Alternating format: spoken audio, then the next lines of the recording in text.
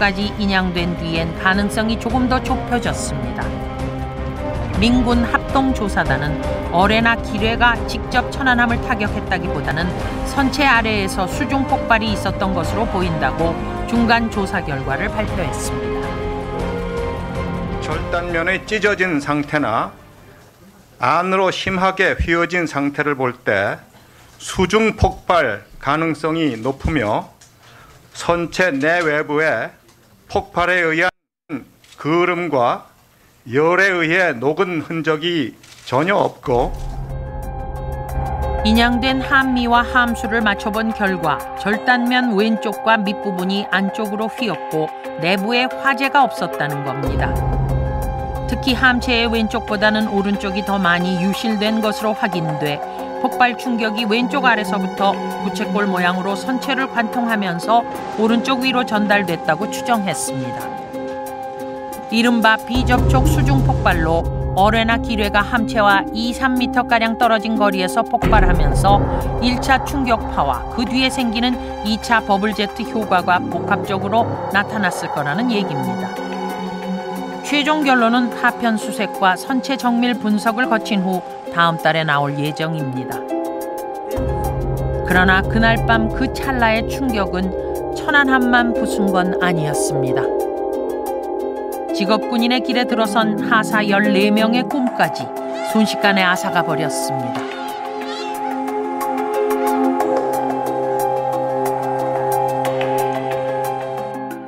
군의 통신체계를 담당했던 고참 하사 손수민. 심영빈 하사는 후배들의 야식과 간식을 챙기는 게 작은 즐거움이었습니다. 조정규 하사는 내연기관을 정비하는데 한치의 소홀함이 없었고 조리병 방일민 하사는 다양한 메뉴를 개발해 사병들의 건강을 챙기기도 했습니다. 고향집에서 보내온 감귤로 장병들과 소박한 파티를 벌이기도 했던 차균석 하사. 서대호 하사는 천안함의 가수이자 분위기 메이커로 고된 함정 생활을 달래줬습니다. 서해바다의 철통 같은 경계를 위해 하나로 똘똘 뭉쳤던 천안함의 하사들이 그날 밤 함께 산화했던 것입니다. 어렵게 귀환한 천안함 40명 장병들 중엔 병장 6명도 포함돼 있었습니다. 그중 4명은 제대를 불과 40여일 앞둔 입대 동기들, 고된 천안함 생활을 하며 형제 이상으로 가깝게 지내던 이들이었습니다. 서로 또 직별이 틀리면 도와줄 수 있는 그 범위가 더 넓기 때문에 더 신경을 많이 써주고, 나중에 입항을 해서 나중에 나가서 밥을 한 끼 먹어도 더 편한 마음으로 먹을 수 있고, 그러니까 동일하는 의미가 좀 중요하지 않나 생각이 듭니다. 그러나 천안함이 가라앉던 그날 밤 제대하면 함께 가자고 약속했던 바다 여행은 물거품이 되었고 서로 오가던 미니 홈페이지 속 시간도 멈춰버렸습니다. 고향 진주에서 대학에 다니다 해군에 입대한 이재민 병장. 함정 조리병이었던 이 병장은 휴가를 받아 집에 오면 음식 솜씨 자랑에 바빴고 그런 아들이 대견해 아버지는 담뱃값을 아껴서라도 더 많은 걸 해주고 싶었습니다. 그런데 아들은 싸늘한 시신으로 변해 아버지 품으로 돌아왔습니다. 좋은 곳으로 가겠죠. 제가 어젯밤 이전까지는 술을 하도 안 먹고 맨정신 잠을 자본 적이 없습니다.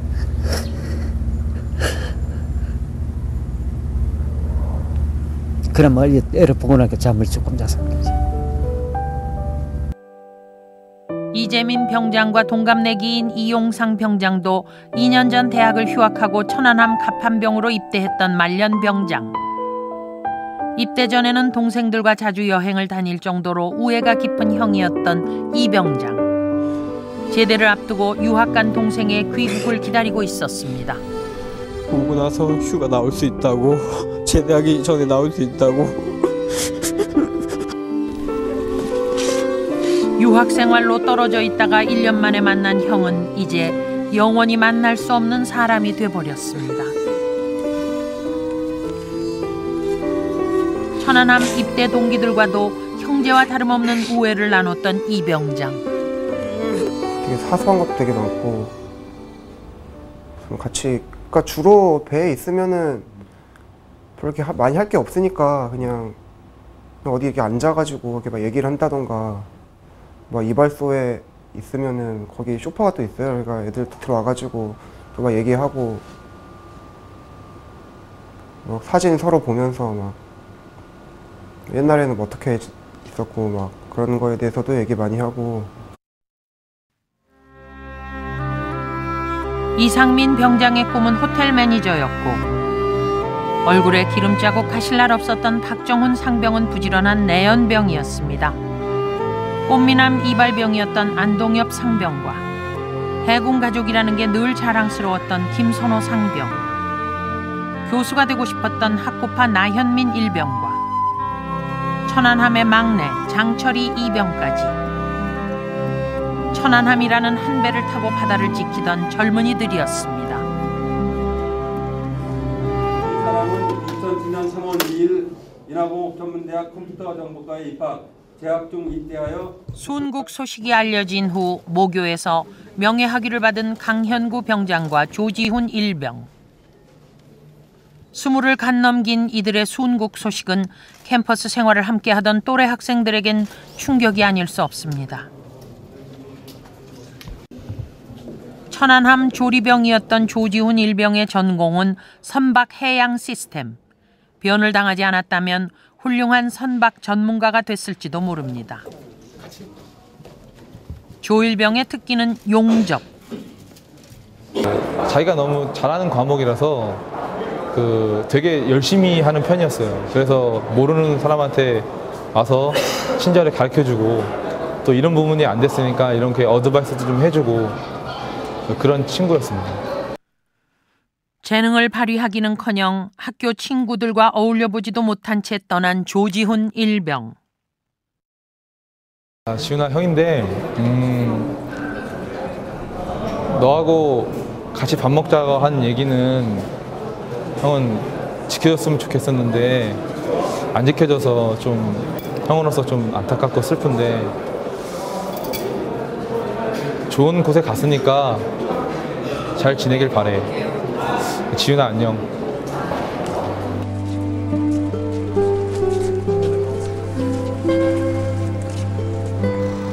이상준 하사는 체육학도였습니다. 캠퍼스 생활에 한창 재미 붙일 새내기였지만 한 학기만 겨우 마치고 천안함 포요원 생활을 시작했습니다. 부사관으로 가서 집이 좀 어려우니까, 경제적으로 어려우니까 돈을 벌어서 부모님께 효도해야겠다고 그런 말을 했습니다. 그래서 참 그때 제가 좀 더 잡았더라면 하는 그런 아쉬움이었습니다. 동기들하고 잘 어울리고 항상 자기가 먼저 나서서 일을 해결하려 하고, 저희한테는 참 좋은 동기였어요. 우리는 당신들을 잊을 수 없습니다. 한시도 긴장을 늦출 수 없고 한치의 오차도 허락되지 않는 초계함 천안함. 하지만 그런 곳에서도 청년 장병들은 꿈을 키워갔기 때문입니다. 꽃다운 젊은이들이 희생된 천안함 사건은 우리 모두에게 반드시 짚고 넘어가야 할 과제를 남겼습니다.